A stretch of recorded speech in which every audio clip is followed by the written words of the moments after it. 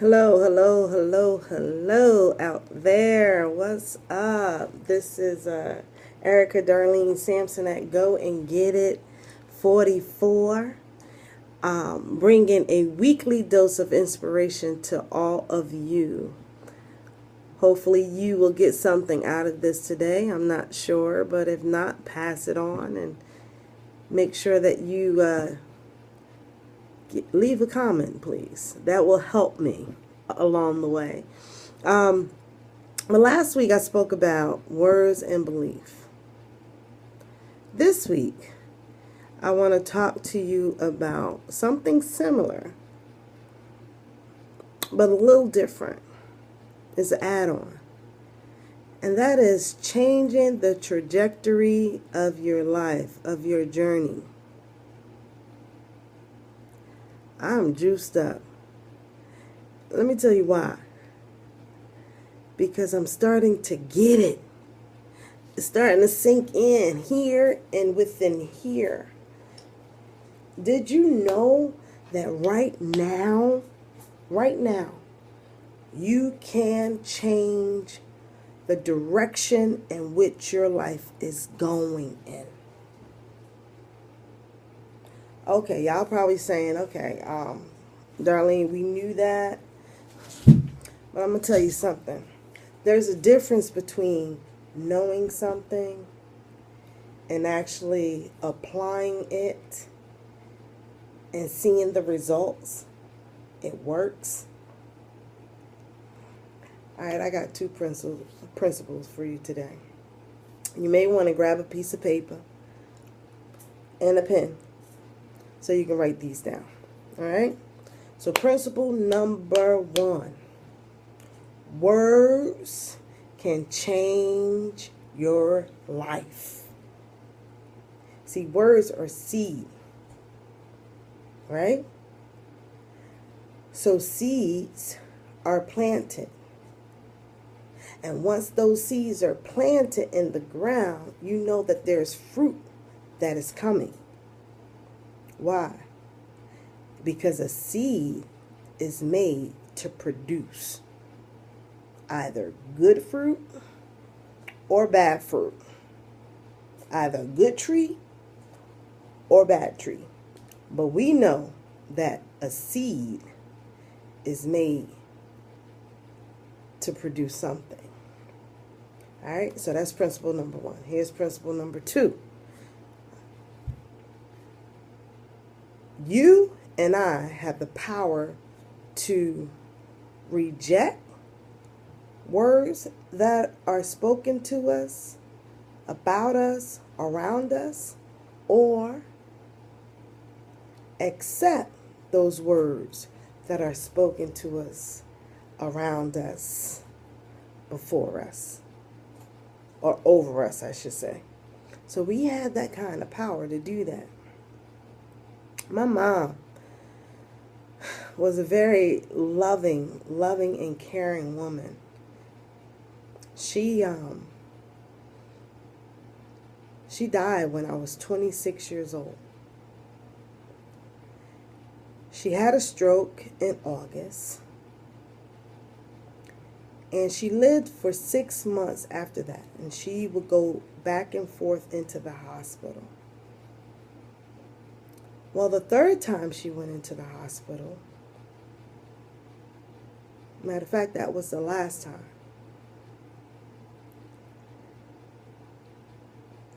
I remember being in her room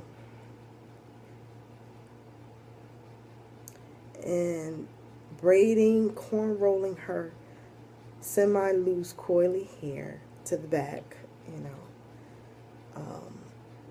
and just enjoying time with her. She had a stroke, and it left her paralyzed on her left side. She couldn't do much for herself.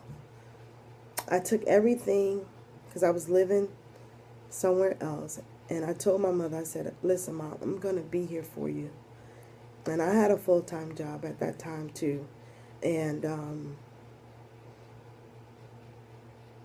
I moved out of my place to move in with her and my dad so I can help take care of her. She couldn't even scratch her leg. She needed someone to scratch her leg.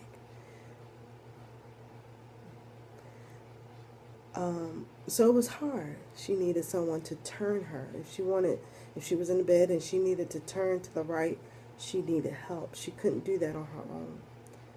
So when I was in the hospital with her that day, all I can think about was, I want her to get well.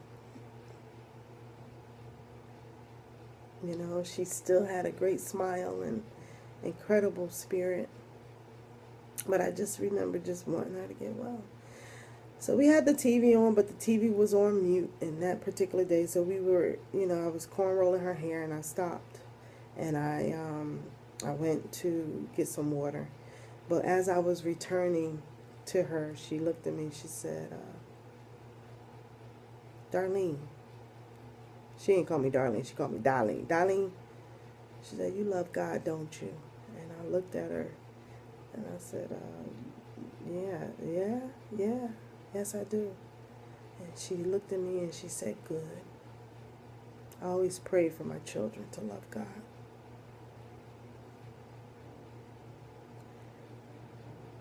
Little did I know that particular conversation with her in the hospital would change my life, the outcome of my destination, my destiny. Why do I say that? Because a week later, I buried her. That was hard. Until this day, let me tell you, I still miss my mommy. But those words, that conversation, that time that I spent with her in the hospital, it has helped me tremendously during the toughest times of my life, because I felt like quitting many days. I felt like just going underneath a rock and just vanishing. I don't know if you guys ever felt that way, but I felt that way. I wanted to quit on God. I was angry because I just felt like, God, why would you take my mother away at a tender age? I'm only 26 years old. Like, I was setting up the house for her to come back home because she was going to get better. That's what I thought. That's what I prayed. That's another story in itself. See, a lot of times we pray for people to get well. God allows them to get well, but He doesn't give them that earthly healing. He takes away the pain by bringing them out of the world and having them transition into heaven. But anyway, her words will always be with me. And every time I felt like quitting and turning my back on God, on people, I thought about her. And her voice rings in my ear. And she says, you love God, don't you? And I said, yes. Yes. See, words are seed. I've decided to accept those words. Many of us are given things. We hear so many different things from day to day, from people who speak negativity into our lives. Oh, you ain't going to amount to nothing. Oh, you're a hot mess. How do you think that's going to work? He's not going to love you. Nobody is listening to you right now. All those are negative words, right? So you push reject in your heart and in your mind and in your spirit. On the flip side of that, you probably heard, you're smart. Oh my goodness, you're doing so well. God is fond of you. You did a great job. You look great. You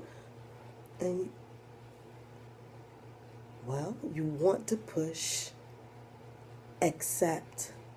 I receive that.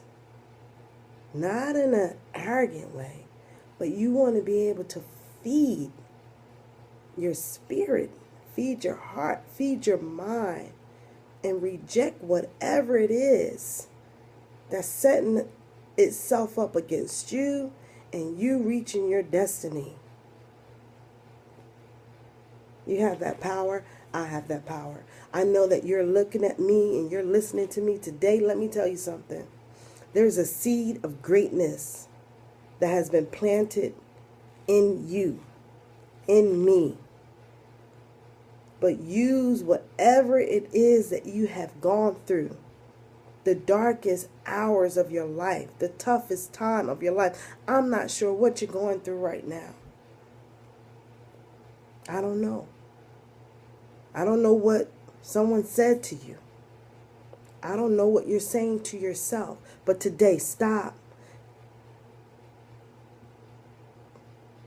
Words are seed. It's producing something. Look at your life. Look at what's going on. It's a direct impact of what seeds, what words you're planted in your mind, your spirit, and your heart. What words you're feeding yourself. What words you're allowing people to use and say around you. Whether or not you're receiving those words or rejecting them. You have the power to do that. Listen, greatness is within you. Thanks for signing in. Thanks for listening. Please leave a comment below.